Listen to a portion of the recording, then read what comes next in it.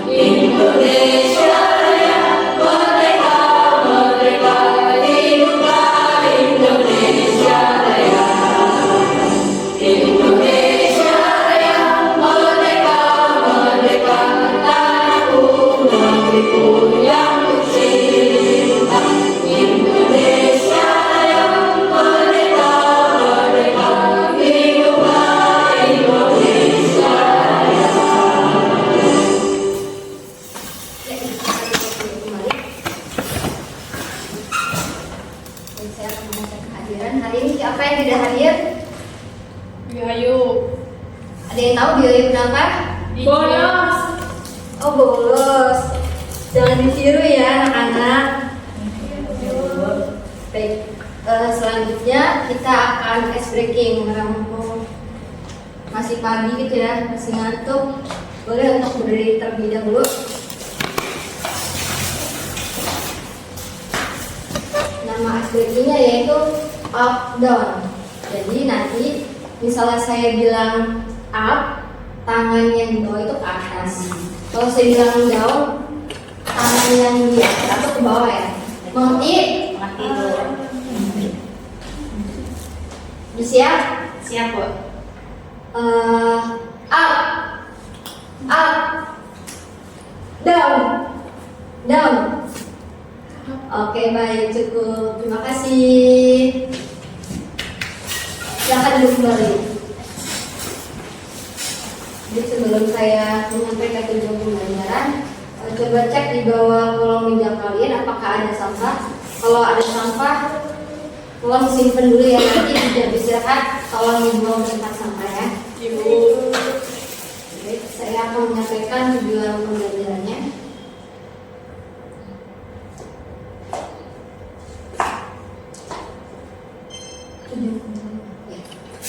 Tujuan pembelajaran hari ini yaitu menemukan pokok-pokok isi dari biografi yang telah dibaca dengan tepat.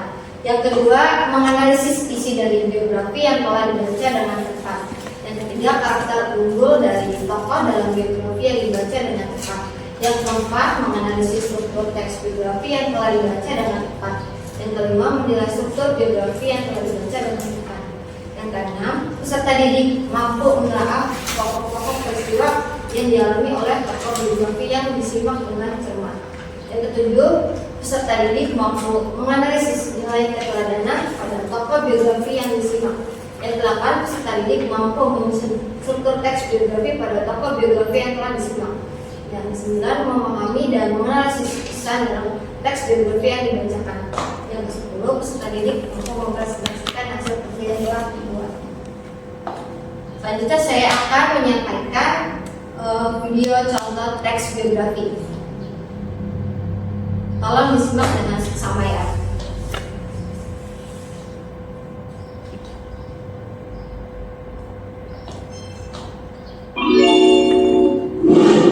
Raden Ajeng Kartini. Kartini merupakan salah satu tokoh pahlawan nasional. Ia dikenal sebagai pelopor kebangkitan wanita Nusantara. Lahir di Gunung Shalom pada 21 April 1879, Kartini merupakan putri dari seorang Bodono Mayong bernama Raden Mas Aryo Sosrodiningrat dan ibunya yang bernama Masya. Karena peraturan kolonial pada masa itu mengharuskan agar calon bupati menikahi seorang bangsawan, maka ayah dari Raden Ajeng Kartini menikah kembali dengan putri dari kerajaan Madura bernama Raden Ajeng Muria.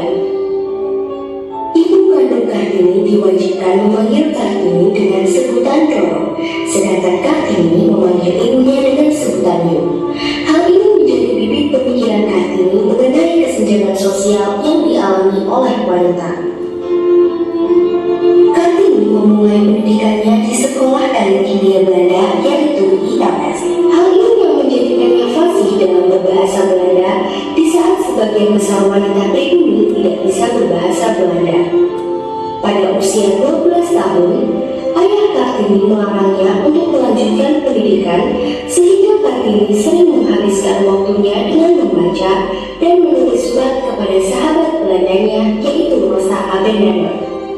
Pada 12 November 1903, Raden Ajeng Kartini menikah dengan Bupati Rembang, yaitu Raden Adipati Djorgodiningrat atas paksaan ayahnya. Namun ternyata nasib baik berpihak pada Kartini. Raden Adipati mendukung cita-citanya untuk membangun sekolah wanita, sehingga di tahun yang sama Raden Ajeng Kartini dan adiknya Rukmini berhasil mendirikan sekolah anak gadis untuk pribumi. Tak lama setelahnya, anak sematawayang Raden Ajeng Kartini, yaitu Susaludjoyo Adiningrat pun lahir. Namun hanya berselang 4 hari sejak melahirkan, Kartini harus berpulang pada Sang Pencipta. Setelah kematiannya, Rosa Abendaner mulai mengumpulkan surat-surat yang dikirimkan oleh Kartini dan berhasil membukukannya, sehingga terbit buku yang berisi kumpulan surat Kartini dalam bahasa Belanda, yang kemudian buku tersebut diterjemahkan kembali ke dalam bahasa Melayu dengan judul Habis Gelap Terbitlah Terang.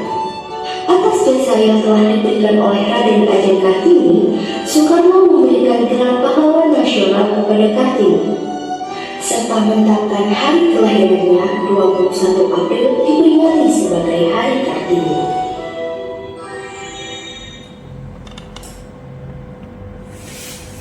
Baik, dari video tersebut dapat kita simpulkan bahwa pengertian dari teks biografi yaitu teks yang berisi riwayat hidup seseorang yang ditulis oleh orang lain.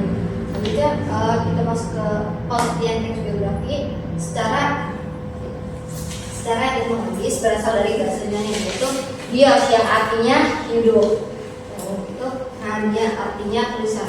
Dengan demikian teks biografi dapat diartikan teks yang bercerita tentang kehidupan seseorang yang ditulis oleh orang lain. Seperti tadi contohnya kehidupan Kartini.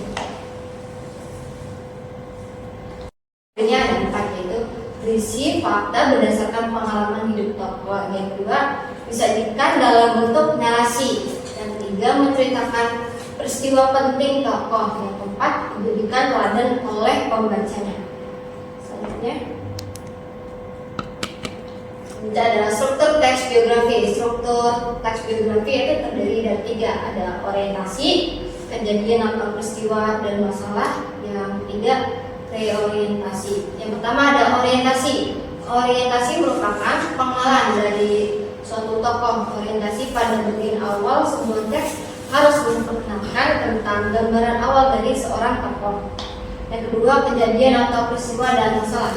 Ini adalah sebuah bagian yang menyelam lebih dalam mengenai kehidupan seorang tokoh. Bagian ini biasanya dimulai dari masa kecil seorang tokoh dan perkembangannya hingga dewasa. Yang terakhir ada reorientasi. Reorientasi merupakan bagian penutup dari sebuah teks biografi. Reorientasi memberikan kesimpulan terkait suatu tokoh meskipun memberikan kesimpulan, tetap saja reorientasi ini harus bersifat netral. Jadi di sini ada contoh strukturnya.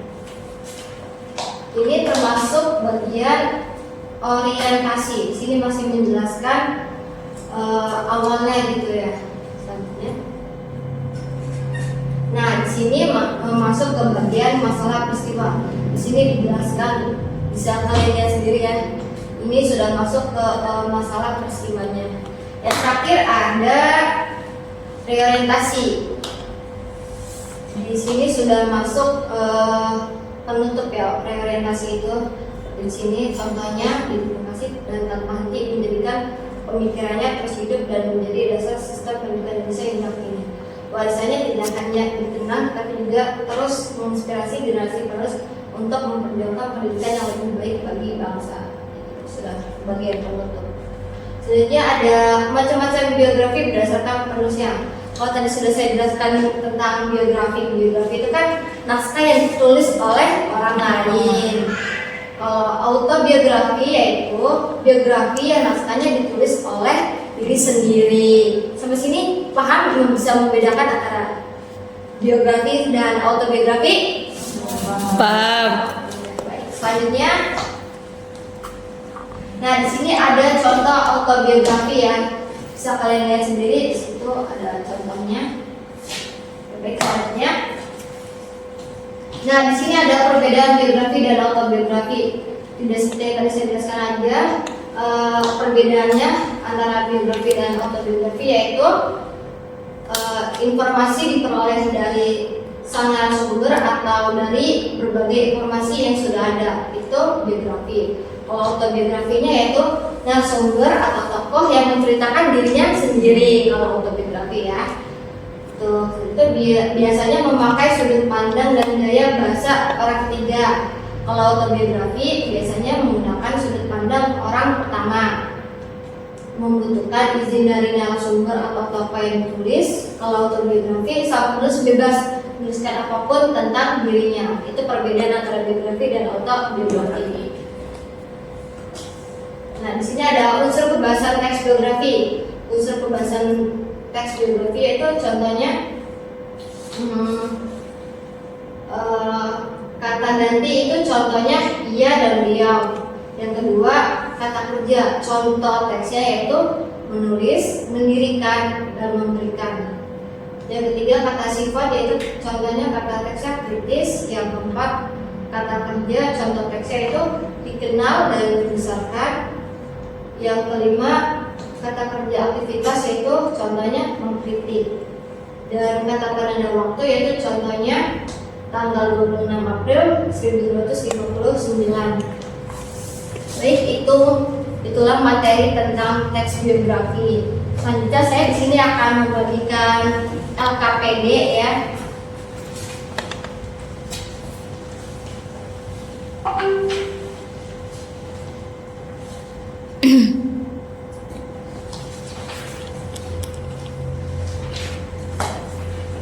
Saya beri waktu 15 menit untuk mengerjakannya ya. Biografi yang senior seumpama itu ada lagi struktur kebahasaannya.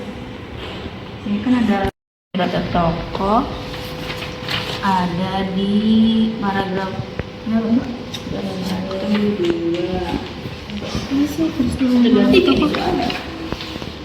ada yang di tahun menyelesaikan pendidikan S paragraf ke-4.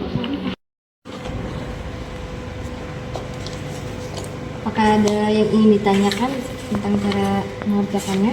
Saya masih bingung di ininya, Bu. Peristiwa yang dialami oleh Pak Mat ada di paragraf berapa? Di paragraf berapa ya? Biasanya paragraf itu ada di tengah akhir itu. Iya. Berarti ada di 1, 2, 3. Berarti ada di antara 4, 5, 6. Iya. Coba dibaca-baca lagi ya tentang Ya, baik, Bu. Terima kasih. Nah, waktu mengerjakan telah selesai. Untuk kelompok pertama disilakan untuk maju untuk mempresentasikan hasil diskusinya. Assalamualaikum warahmatullahi wabarakatuh. Waalaikumsalam. Sebelumnya perkenalkan, nama saya Dwi dan ini teman saya Yanti Arifin. Kami di sini akan memaparkan hasil diskusi yang sudah kami laksanakan berdasarkan analisis dari kami, yaitu dari aspek memuat biodata tokoh itu ada pada paragraf 2. Riwayat pendidikan ada pada paragraf ke-3 sampai 5. Terus peristiwa yang dialami tokoh itu juga ada pada paragraf ke-4. Terus keteladanan tokoh ada pada paragraf akhir. Itu aja yang dapat kami sampaikan. Barangkali teman-teman ada yang ingin menanggapi, silakan. Untuk kelompok 2. Jika tidak ada cukup. Tidak ada? Oke, baik. Silakan untuk kelompok pertama. Oke, terima kasih. Assalamualaikum.